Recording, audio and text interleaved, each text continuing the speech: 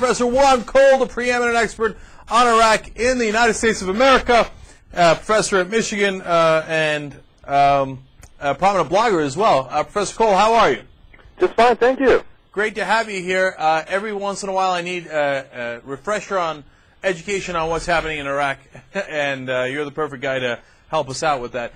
I want to clarify a couple of things that are happening in Iraq. One is, do you believe that the violence going down in Iraq is a real phenomenon, or is it hiding some sort of trouble underneath? Not some sort of trouble. Of course, there's always trouble underneath. Is it real, or is it memorized? Oh, no, there's a substantial reduction of violence in Iraq. It's not paradise, but it's not what it was a year ago.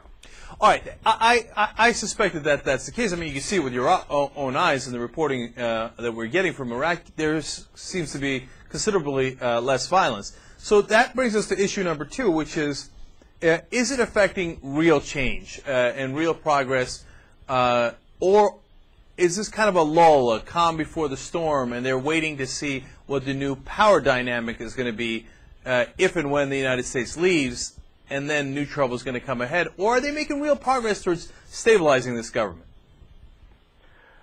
The problem is that the reduction in violence was envisaged to allow a national reconciliation, the reestablishment of a national unity government that had Sunnis and Shiites and various kinds of Shiites in it, reaching out to the Sunni populations that felt marginalized by the new situation, and the bringing of people into the political process. Nothing of that sort appears to have occurred. The Sunni guerrilla groups are less active. Some of them have essentially taken a bribe to work for the Americans instead. The Shiite forces have splintered, and the government has been rampaging around the country attacking other Shiites in Basra, Baghdad, and now Amara in recent weeks. So the different kinds of struggles are going on now than were going on a year ago, but I wouldn't say that political stability is around the corner. Now, those are the broad strokes. Now let's get into the specifics. You know, as I see the government going around and attacking some of their Shiites on the Sadarist side, I see an interesting interplay here. I mean, for example, today they arrested one of the top officials for Sadar's group in Amara. It seems like they do a little peace deal with Muqtada al-Sadr, and then they instantly violate it. The government does, not Sadr. And Sadr seems to keep letting them get away with it, and I'm a little confused as to why he's doing that. What is his strategy? Well, Sadr made a truce last September, which he largely honored. That truce began breaking down in mid-March on 2 grounds. One was that the Sadrists complained that the Maliki government and the Americans were taking advantage of the truce to arrest large numbers of Sadrist commanders. The other was that al-Maliki's government was convinced, I think, by the Americans to hold provincial elections in October of the coming year. And al-Maliki began saying that the Sadrists wouldn't be allowed to run in them because it maintains a militia. Of course, his own party, the Dawa Party, has a small militia, and his main backer, the Islamic Supreme Council of Iraq, maintains a big, important militia, the Badr Corps. But al-Maliki basically reinterpreted things so that those aren't militias, but what Sadr has is a militia.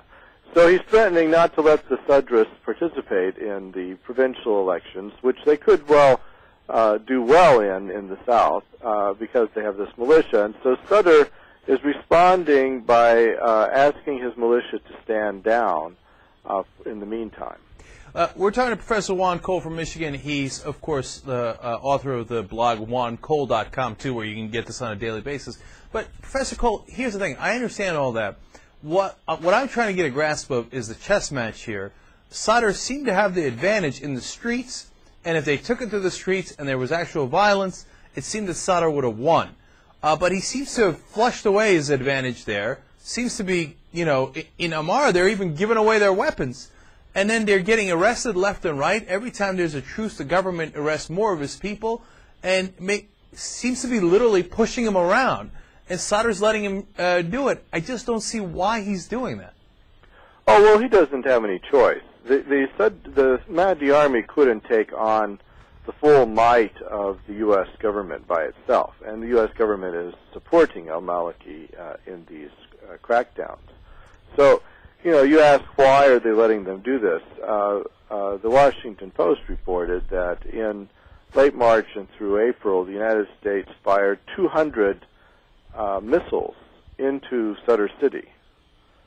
I mean, Sadr City is a vast slum of some 3 million people. It's like firing missiles into Harlem. I mean, or Watts. I mean, in the United States, there's people live there. You can't fire missiles into it without killing a lot of them. I mean, they were taking out entire tenement buildings. So 200 is a lot of missiles to receive, and they were, of course, targeting Mahdi army safe houses and so forth. Look, I'm not a big fan of the Iraqi government, but I'm less of a fan of Muqtada al-Sadr, so I'm glad he's losing. But I actually think he's miscalculated here. I mean, you say he can't take on the full might of the American army. Of course he can. You start an actual rebellion with the people, which I think is fairly easy to start. I mean, they're throwing missiles into residential areas, just agitate people with it, and I think Sadr wins that fight in the long run. Well, he may win a fight of sentiment, but they've tried to fight the Marines on several occasions. They've always lost very badly. And it's difficult for Sadr to call on his men to commit suicide. You're throwing up essentially what are street gangs against Abrams tanks and Predator aircraft. It's just not plausible. Look, it's a guerrilla movement. So the answer to your question is that what guerrilla movements do when they're confronted by conventional forces is that they melt away. They put away their weapons for a while. They put on civvies. They allow some known commanders to be arrested, but of course they have secret covert cells, lots of commanders that are unknown to the enemy, and they reconstitute themselves for a fight later on. This is typical guerrilla activity, and what Sadr is doing makes entire sense given the configuration he's facing. All right, so let's talk about the future and what he is planning. Now he's started up armed wing of the Mahdi army, which was entirely armed before and is still probably entirely armed. But for official reasons, he started up this armed wing. Why did he do that, and what is his long-term strategy? Well, he has to maintain the fiction now that the Mahdi army has been transformed into the Elks Club, that it's a social service organization, no longer armed or militant. In order to remain viable in civil politics, to have, he was not going to field a Sadrist list, but he wants members of the movement to be able to run under other party lists in the provincial elections, and so he's announcing that the Mahdi army is no longer a militia.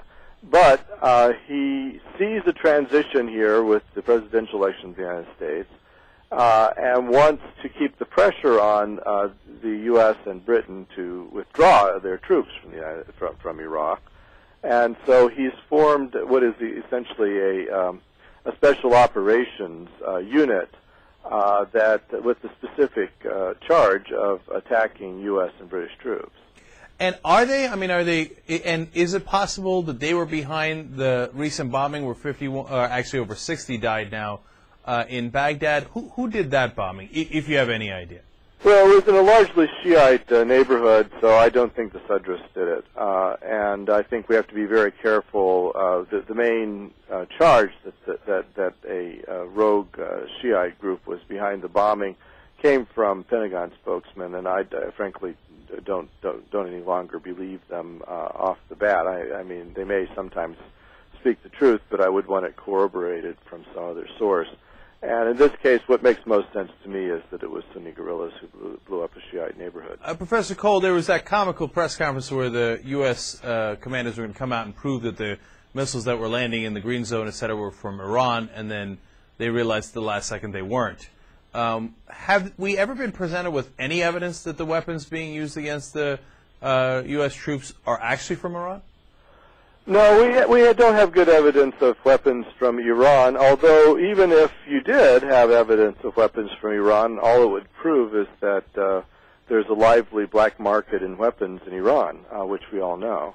I know, but so the fact that there's absolutely no evidence of it, yet every single press report talks about it as if it's true. Like, oh, weapons coming in from Iran to kill U.S. troops, without questioning it. It's a little... Well, the American press is obsequious to the White House and the Pentagon. They just report, they're stenographers, most of them. They just say whatever they're told. So how does this end game play out? To go back to that, Professor Cole, finally, which is, you know, right now Sadr's trying to, you know, almost turn his group into a Sinn Féin in Ireland where he can compete politically. Does he win politically? Does he take control of the government through politics? Does the government, the current central government, quote-unquote central government, solidified its hold in power and managed to suppress the Sunnis and other Shiite blocs? How do you see it playing out? Well, increasingly it looks to me as though Iraq has been Lebanonized. So you have, you know, in Lebanon what I think of as kaleidoscopic politics. The various factions are all relatively small, and they form alliances with each other that vary over time. Former allies fall out and become enemies, and there's just always something going on. And it seems to me you've got a similar kind of kaleidoscopic politics happening in Iraq, and I expect it to go on for some time. The Sadrists have a dilemma in that they want to be represented in the provincial elections in the South, but they don't want to dominate the South and become the government, which they might be able to do if they had tried, because then they get the blame for how bad things are. I mean, there isn't enough electricity, and there's not going to be for a while, and they don't want to take the blame. So they want to have a presence but not be in charge. And it is their strategy to transition to being in charge over time as the U.S. withdraws. So they're playing out a chess game here over the next 2 or 3 years. You can't judge anything by what they're doing right now. So, you know, both sides say that there will be calamity one way or another. McCain says if Obama's elected and we start withdrawing, all of a sudden these people are going to just explode in violence. I think there's some, on the other side, I think there's some chance that if McCain is elected, people like Muqtada al-Sadr and the Sunni groups go, oh, these guys are never going to leave. And so if we're going to move, we got to move now, and that precipitates some new level of violence. Are we both wrong? Is there an element of truth in either one of those scenarios? Well, I mean, I think the thing to keep in mind is the president doesn't make all of these decisions. I expect a big Democratic win in both houses of Congress in the fall. Maybe not 60 in the Senate, but an increase in the Democratic number. And there will be some anti-war Republicans. So I think the likelihood is that the Congress, after November, will increasingly be unwilling to come back and give the McCain, if he's the president, $150 billion every 6 months for this war. I think they'll cut him off.